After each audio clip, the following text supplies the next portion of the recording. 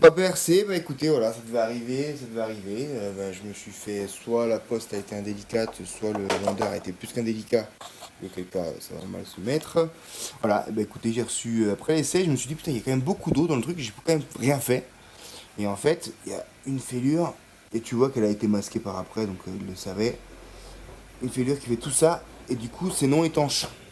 Et t'as de l'eau qui arrivait en fait partout, là, tu le vois, c'est tout humide.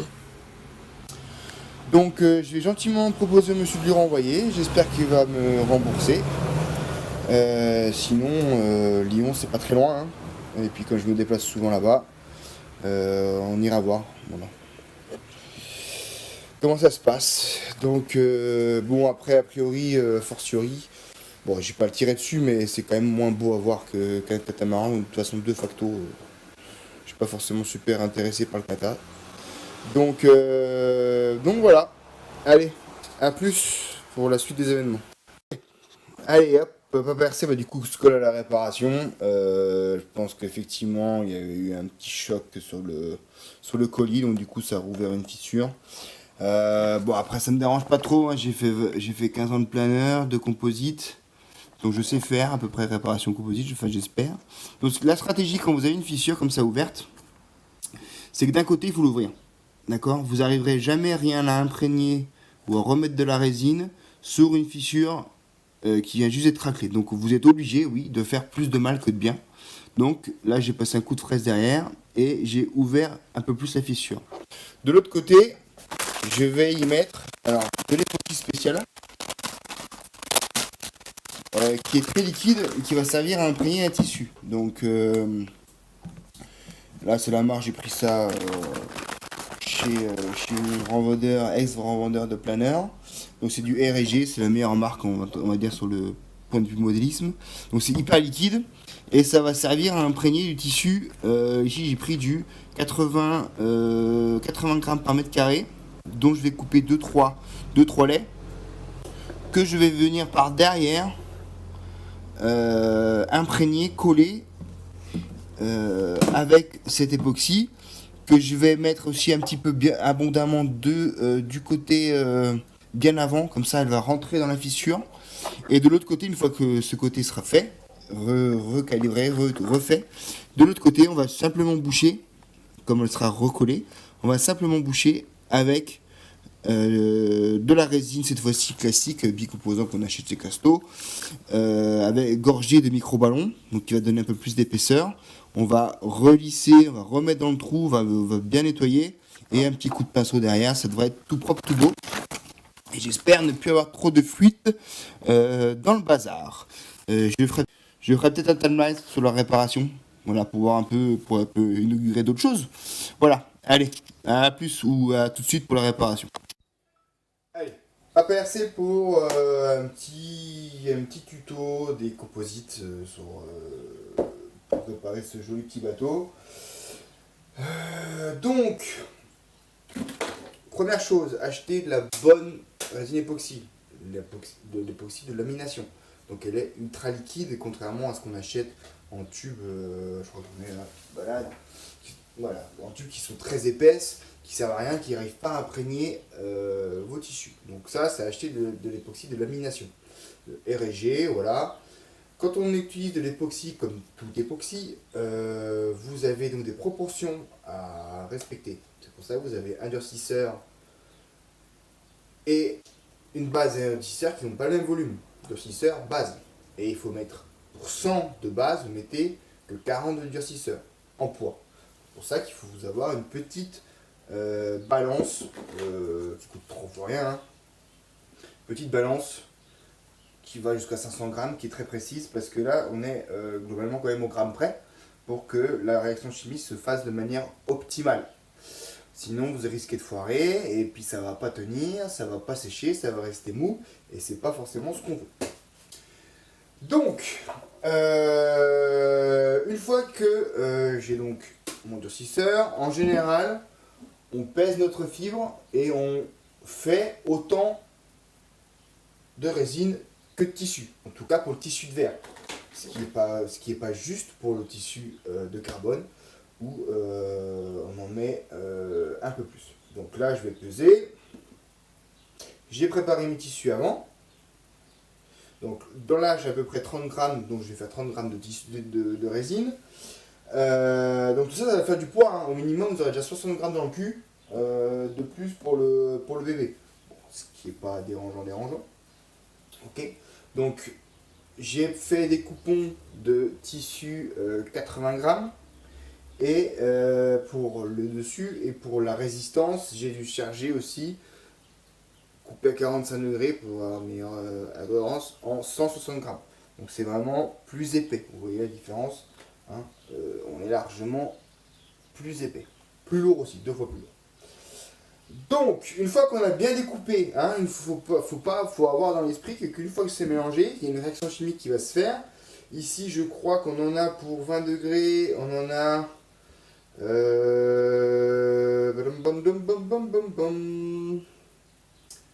on en a pour 40 minutes de durée de vie en pot. Au-delà de 40 minutes, ça va commencer à durcir, à sécher et on va pas pouvoir la travailler.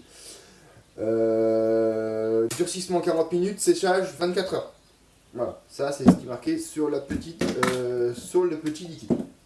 Ensuite, extrêmement important, on se protège quand on fait de l'époxy.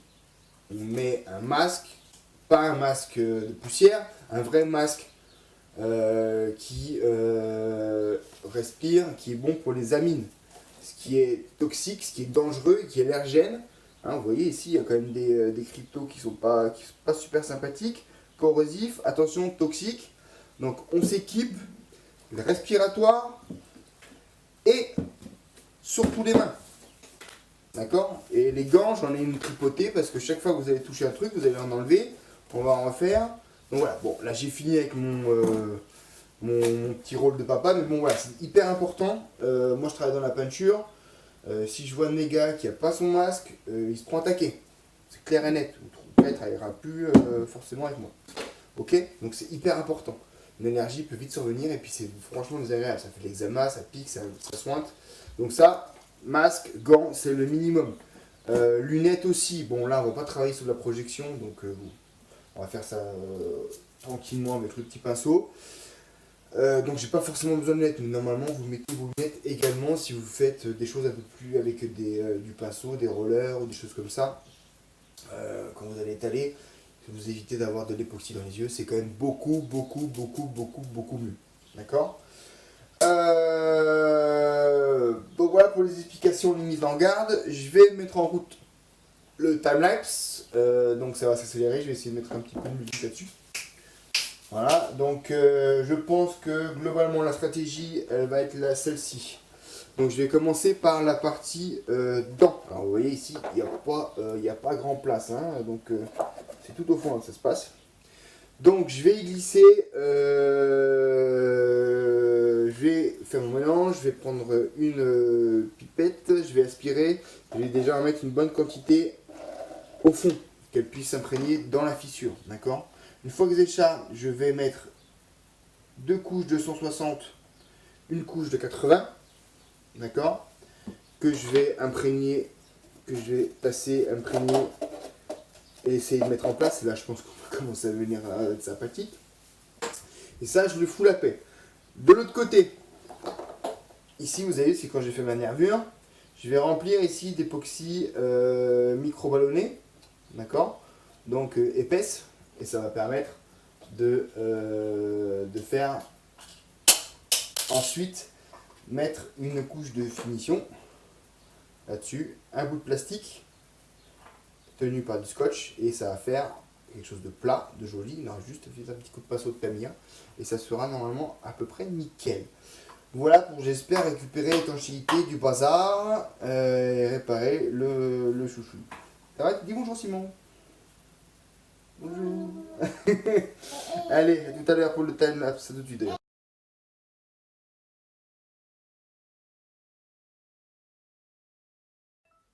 Donc là j'ai fini de stratifier, j'ai aussi fait un petit pansement derrière avec un bout de PVC lisse, avec un petit bout de cire d'abeille pour éviter que ça adhère, pour que ça fasse joli beau, lisse quand je vais sortir le truc, parce que si tu laisses la fibre, ça va faire pas très joli esthétiquement, c'est sûr. Donc là on va essayer de faire un truc propre, on va essayer hein. va le laisser donc sécher 24 heures. Voilà. Comme ça. Tranquillement.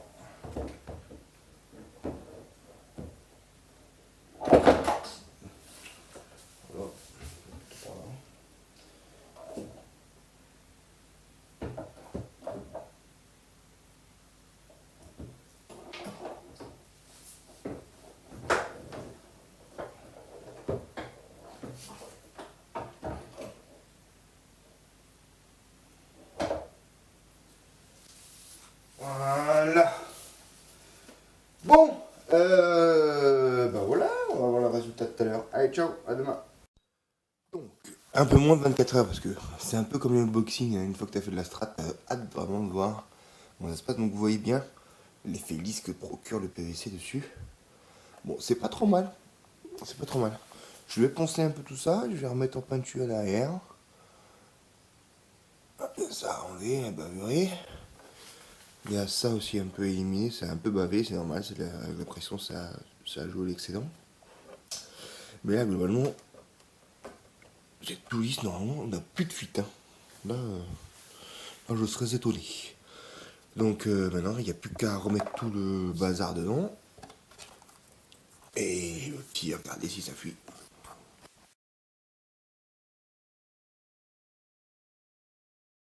Donc voilà le petit cul, le petit cul ready pour prendre un petit coup de peinture. Bon, tu vois bien, j'ai aplani. Alors c'est sûr, hein, moi ce que je voulais c'était que ce soit plat ici, donc on s'en foutait que ce soit brillant. Mais c'était juste pour vous dire que le rendu suffisait, si tu fais ça comme ça en composite, de peindre ton PVC, tu le colles dessus. Moi je faisais mes ailes sous vide, donc forcément ça plaquait bien et tout. Là tu fais, tu te débrouilles un peu. En fait, directement, tu avais ta couleur noire qui était collée à l'époxy. Et du coup, ça faisait directement le satiné bien tout beau, joli. Donc là, bon, j'ai pas pu le faire. Mais là, on va essayer de mettre le cul. Alors, je suis pas encore décidé, j'avoue. Est-ce que ça va être bleu, orange ou noir? Voilà, bon, faut que je décide. Allez, à plus. Le petit résultat, écoute. C'est propre. On va dire que c'est plutôt pas trop mal esthétique. Donc maintenant il n'y a plus qu'à réparer, laisser sécher. Et puis à revenir quand ce sera sec pour réparer et remettre l'ensemble des implantations, des choses dedans. Les durites, les machins, les trucs, je pense qu'on va... Oh, ça va être rigolo je pense. Allez, à tout à l'heure.